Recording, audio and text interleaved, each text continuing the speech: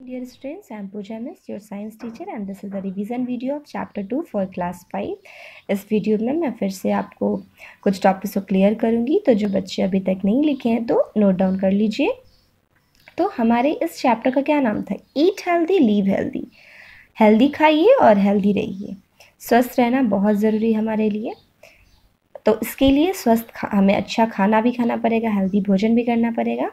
तो सबसे पहले मेन पॉइंट क्या है कि आपका सबको पता है कि food is the basic need of life. हमारे जीवन का बहुत ही ज़रूरी चीज़ है, अहम चीज़ है भोजन, और ये हमें बढ़ने में, हमें हेल्दी रखने में मदद करता है।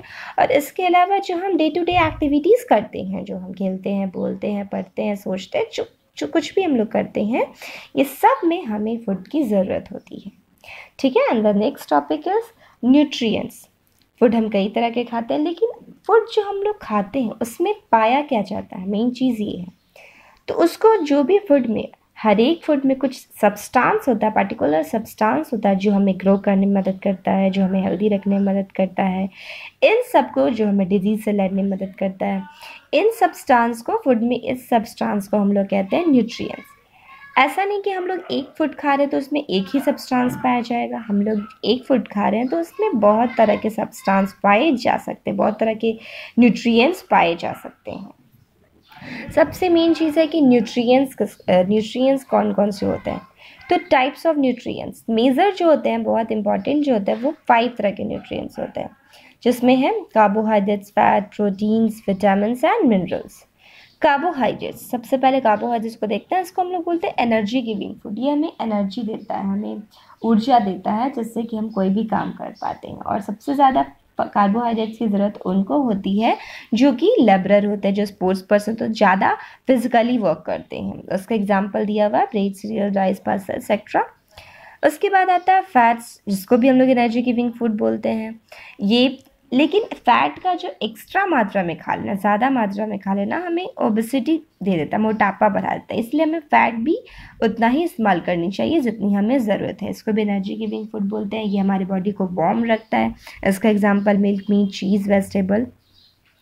उसके बाद नेक्स्ट है प्रोटीन। प्रोटीन को हम लोग बॉडी बिल्डिंग फूड बोलते हैं, क्योंकि ये हमारी बॉडी को ग्रो करने में मदद करता है। इसके साथ प्रोटीन का एक और काम है कि जो भी हमारा डैमेज सेल है, अगर कुछ हमारे बॉडी में छिला गया या फिर कट गया है, ये सब जो हो जाता है, तो वो रिपेयर करने में प्रोटीन बहुत जल्दी मदद करता है। इसका एग्जाम्पल ये हुआ। और बच्चों को प्रोटीन ज़्यादा से ज़्यादा मात्रा में लेना चाहिए, क्योंकि वो उनका ग्रोइंग एज होता है। उसके बाद विटामिन्स एंड मिनरल्स, दोनों को प्रोटेक्टिव फूड कहते हैं। प्रोटेक्टिव फूड क्यों कहते हैं? प्रोटेक्ट मतलब क्या होता है? बचाना। ये हमें डिजीज से बचाता है, इसीलिए हम लोग प्रोटेक्टिव फूड कहते हैं। ये हमें स्मॉल अमाउंट में लेना चाहिए। इससे इसका जो विटामिन्स होता है, बहुत तरह के होते हैं, विटामिन ई, बी, सी, डी, ई, के, ये सारे बेसिकली फ्रूट्स एंड वेजिटेबल में पाए जाते हैं। मिनरल्स भी होते हैं बहुत तरह के, iodine, iron, magnesium, potassium, phosphorus, copper, sodium, calcium, ये सारे मिनरल्स के एग्जाम्पल हैं।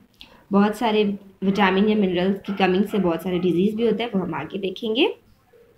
तो कैल्शियम और ये सब जो होता है, कैल्शियम, पोटेशियम, मैग्नीशियम, कैल्शियम हमारे टीथ को स्ट्रॉन्ग रखता है, बोन्स को स्ट्रॉन्ग रखता है। आयोडीन हमें स्ट्रॉन्ग बनाता है, ब्रेन को हमारे शार्प करता है। कई तरह की बीमारी भी होती है, उससे बचने के लिए मदद भी मिलता है।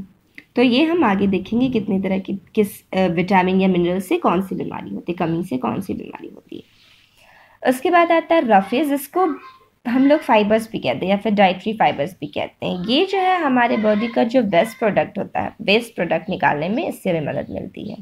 रफेज भी हमें लेना चाहिए डेली डाइट में, जैसे इसका एग्जांपल सैलड, कॉर्न, स्प्राउट्स, ये सब होता है।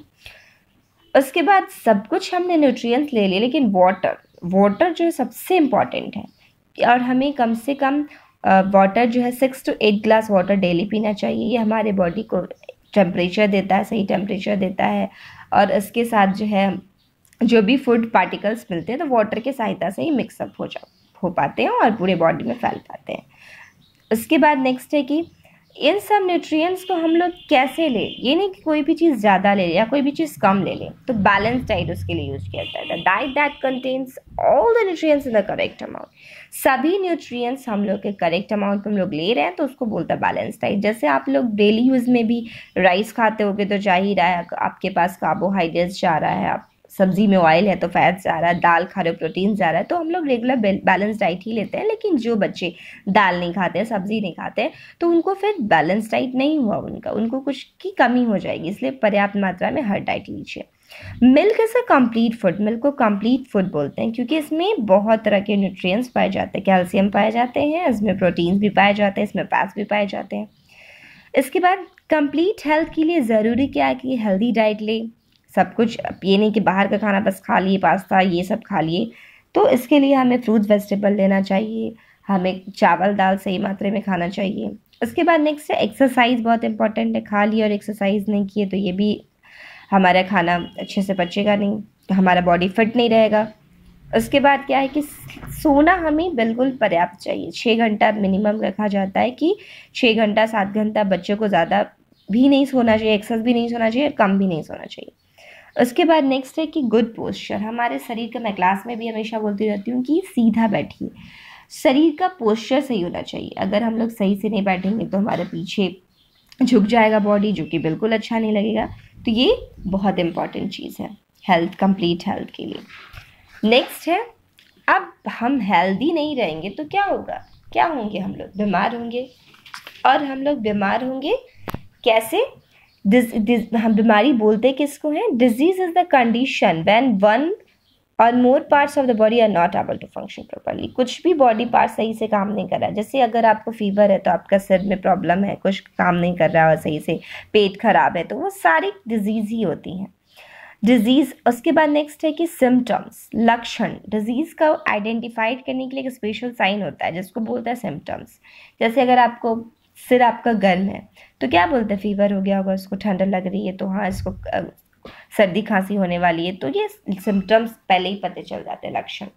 डिजीज़ 2 तरह के होते हैं, नॉन कम्युनिकेबल और कम्युनिकेबल डिजीज़। नॉन कम्युनिकेबल जिसको बोलते हैं जो डिजीज़ जो है एक पर्सन को दूसरे पर्सन से हो जाए, फैल जाए, इसको बोलते हैं ना फैले, डोंट स्प्रेड, ना फैले एक पर्सन से दूसरे पर्सन को, उसको बोलते हैं नॉन कम्युनिकेबल डिजीज़। इसमें किसी भी विटामिन मिनरल्स की कमी हो सकती है, इसके लिए इसको हम लोग डेफिशिएंसी डिजीज़ भी बोलते हैं। ग्वाइटर, रिकेट्स, बेरी इसके एग्जाम्पल हैं। बहुत सारे और एग्जाम्पल्स हैं जैसे कि मसल का वीकनेस, एनीमिया। उसके बाद नेक्स्ट है कम्युनिकेबल डिजीज़ जो कि एक पर्सन से दूसरे पर्सन को फैल जाता है जर्म्स के थ्रू, उसको बोलते हैं कम्युनिकेबल डिजीज़। इसके example tuberculosis, jaundice, malaria, common cold, pneumonia, ये सब है।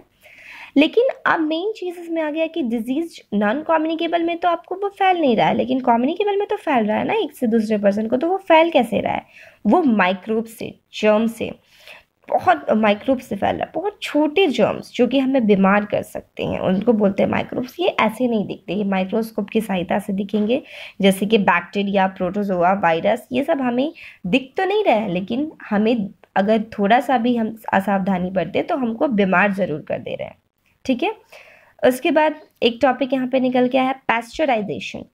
पैस्चराइजेशन किसको बोलते हैं, पैस्चराइजेशन वो प्रोसेस होता है जिसमें दूध को बहुत ज़्यादा उबाला जाता है, बहुत ज़्यादा गर्म किया जाता है हाई टेम्परेचर पे थोड़े समय के लिए, ताकि जो भी उसका जर्म्स हो वो मर जाए, और उसके बाद उसको तुरंत ठंडा कर दिया जाता है। जो भी आपके घर में मिल्क पैकेट्स वाला अवेलेबल होता है वो पैस्चराइजेशन के प्रोसेस के बाद ही आ पाता है, ठीक है।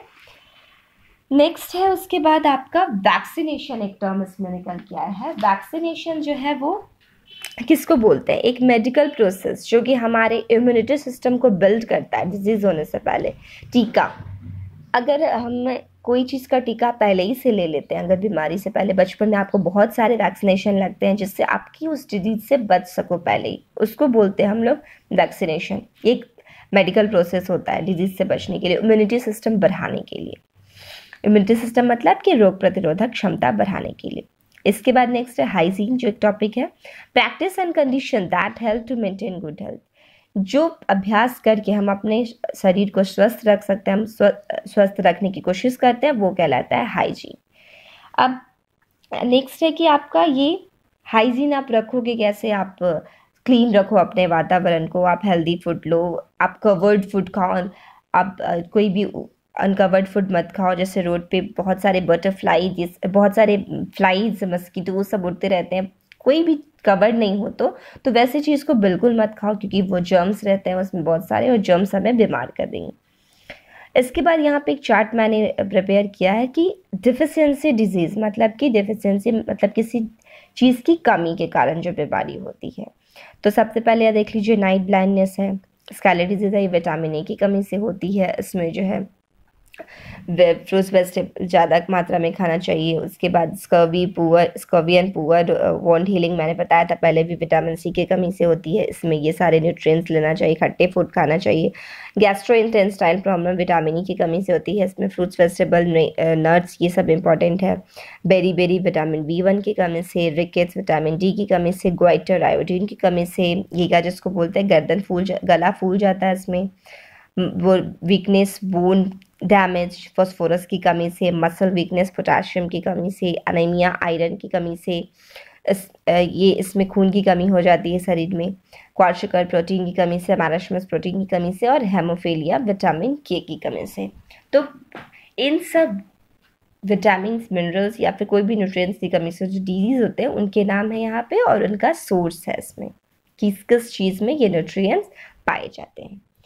तो इसके अलावा आपका जो है, आप अपने आप को स्वस्थ रखिए, आप अपने आप को सुरक्षित रखिए इन सभी तरीकों को अपनाकर। तो इस तरह से आपका जो ये चैप्टर ख़त्म हो गया है। मैंने आपको पिछले वीडियो में कुछ डिजीज़ जो भी कम्युनिकेबल डिजीज़ है उनके सिम्टम्स भी दिखाए थे, और उसके साथ उससे बचने के तरीके भी बताए थे। इसके बाद चैप्टर ख़त्म होने के बाद मैम क्या करवाती हैं, आप लोग को रिवीजन करवाती हैं। एक बार फिर से देख लेते हैं हम जो डिज़ीज़ है उनसे बचने के, कम्युनिकेबल डिजीज़ एक बार फिर से देख लीजिए। इस तरीके से मैंने लिखवाए भी थे, क्वेश्चन आंसर में भी है आपके। जॉन्डिस, इसमें क्या होता है कि इससे बचने के लिए क्या करना चाहिए, ट्यूबरकुलोसिस, इससे बचने के लिए क्या करना चाहिए, लक्षण क्या है इनके, इन्फ्लुएंजा, ये मैंने आपको बताए थे। और ये आपका होमवर्क है, रिवीजन होमवर्क है, जिसमें ये क्वेश्चंस आपको बनाने हैं, और इसके बाद इसका आंसर मैं नेक्स्ट वीडियो में लाऊंगी। ये सारे ऑब्जेक्टिव्स हैं इधर डिफाइन। इसके बाद यहाँ पे ये आपके सब्जेक्टिव्स क्वेश्चंस हैं, अच्छे से देख लीजिए और बनाने की कोशिश कीजिए, और नेक्स्ट वीडियो में मैं आंसर लाऊंगी। तब तक बहुत ख्याल रखिए। Thank you.